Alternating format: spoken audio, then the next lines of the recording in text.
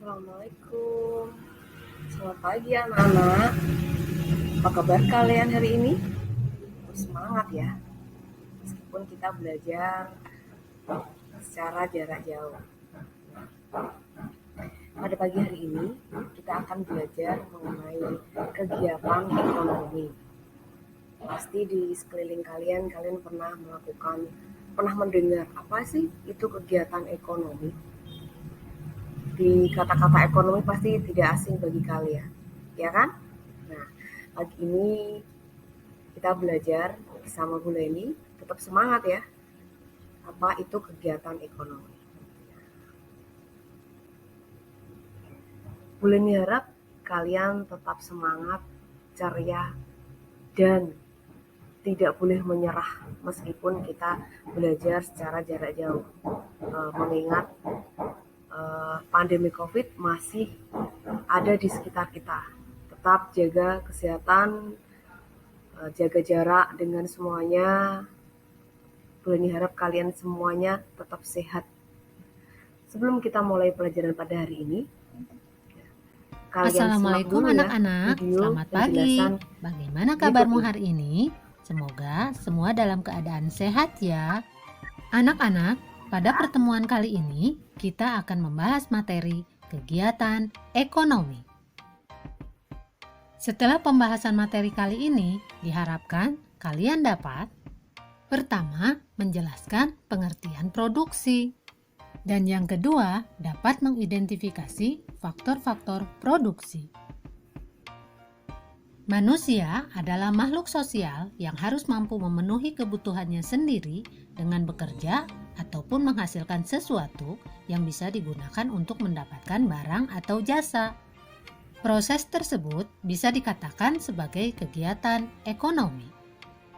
Secara umum, pengertian kegiatan ekonomi adalah aktivitas yang dilakukan manusia demi memperoleh barang atau jasa.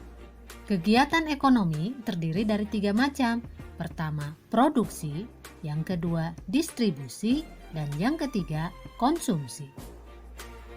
Nah, pada pertemuan kali ini, kita akan membahas kegiatan produksi. Anak-anak, setiap pagi, ibumu menyiapkan sarapan, misalnya membuat nasi goreng.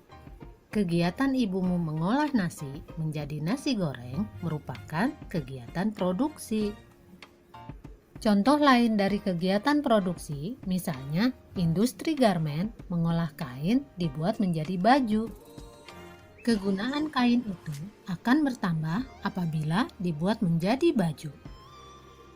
Dari kedua contoh itu, dapatkah kalian simpulkan apa yang dimaksud dengan produksi? Produksi adalah kegiatan menghasilkan barang atau jasa atau kegiatan menambah nilai guna barang atau jasa. Berdasarkan pengertian produksi tersebut, dapat disimpulkan bahwa nilai guna suatu barang akan bertambah bila barang tersebut diolah lagi dan menghasilkan barang lain. Setiap barang memiliki nilai guna yang berbeda. Perbedaan nilai guna tersebut dapat dilihat dari pertama, nilai guna bentuk, yaitu suatu barang akan memiliki nilai guna apabila telah mengalami perubahan bentuk. Contohnya, kacang kedelai akan memiliki nilai guna lebih tinggi apabila diolah menjadi tahu atau tempe. Harga dan manfaat dari tahu atau tempe lebih tinggi dibandingkan dengan kacang kedelai. Yang kedua, nilai guna tempat.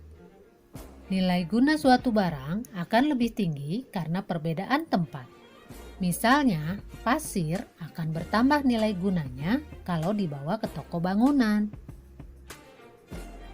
Yang ketiga, nilai guna waktu. Nilai guna suatu barang akan bertambah apabila barang tersebut digunakan pada saat yang tepat. Misalnya, payung kita gunakan pada saat hujan atau panas. Dan yang keempat, nilai guna kepemilikan. Nilai guna barang akan bertambah apabila barang tersebut telah berpindah kepemilikannya. Misalnya, sepatu di toko belum memiliki nilai guna dan akan memiliki nilai guna kalau sepatu tersebut dibeli oleh seseorang dan kemudian dipakainya. Orang atau lembaga yang menghasilkan barang atau menambah kegunaan barang disebut produsen. Produsen menghasilkan barang dengan tujuan antara lain, pertama, memenuhi kebutuhan konsumen, yang kedua, memperoleh keuntungan, dan yang ketiga, menjaga kontinuitas barang dan jasa. Kegiatan produksi memerlukan faktor-faktor produksi atau sumber daya ekonomi. Faktor produksi terbagi menjadi faktor produksi asli, yaitu faktor alam, dan faktor tenaga kerja. Yang kedua, faktor produksi turunan, misalnya faktor modal dan kewirausahaan. Mari anak-anak kita bahas masing-masing dari faktor produksi tersebut. Yang pertama, faktor produksi alam. Faktor produksi alam adalah faktor produksi yang disediakan oleh alam sebagai bahan mentah atau bahan baku produksi. Contohnya, tanah sebagai sumber daya alam. Manusia dapat menggunakan tanah untuk lahan pertanian, pabrik, perkebunan, peternakan, tempat usaha, dan lain sebagainya. Hutan dapat menghasilkan bahan mentah kayu. Kemudian, barang-barang tambang seperti emas, biji besi, minyak bumi, dan gas alam. Dan air dapat digunakan untuk pengairan atau bahan baku lainnya.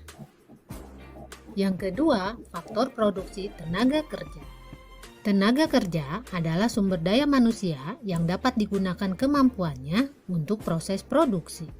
Tenaga kerja dapat dibedakan menjadi 3. Yang pertama, tenaga kerja terdidik, yaitu tenaga kerja yang menempuh pendidikan formal. Contohnya, dokter, guru, polisi, atau tentara.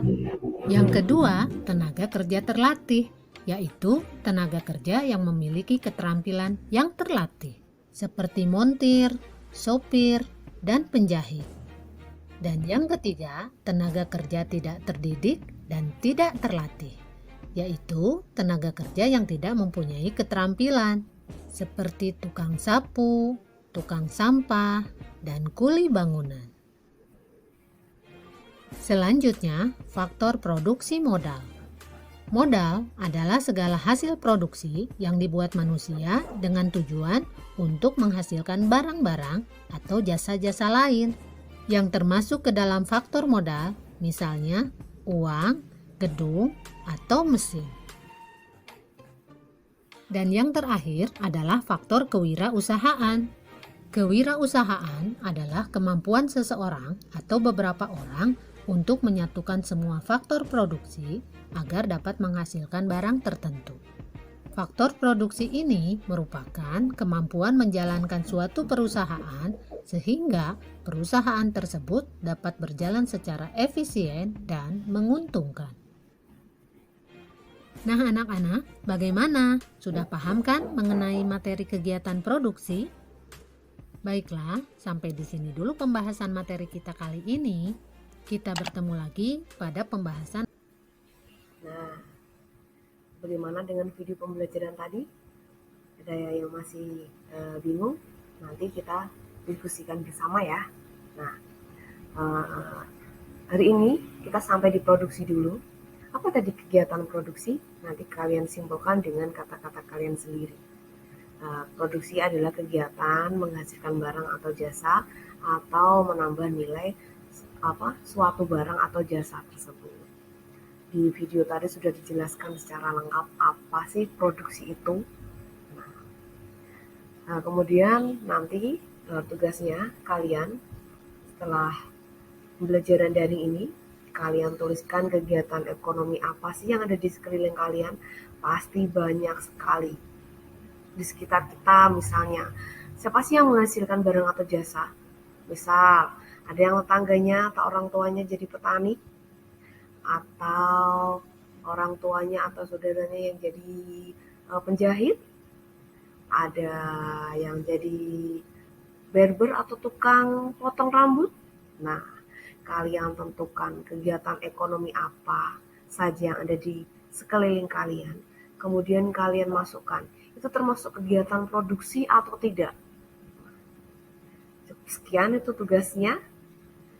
Kalau ada pertanyaan bisa kita share di grup WA kita nanti ya. Kalau ada pertanyaan atau ada yang belum jelas mengenai kegiatan produksi. Sekian penjelasan dari Bu Leni. Terima kasih. Selamat pagi anak-anak. Tetap semangat ya.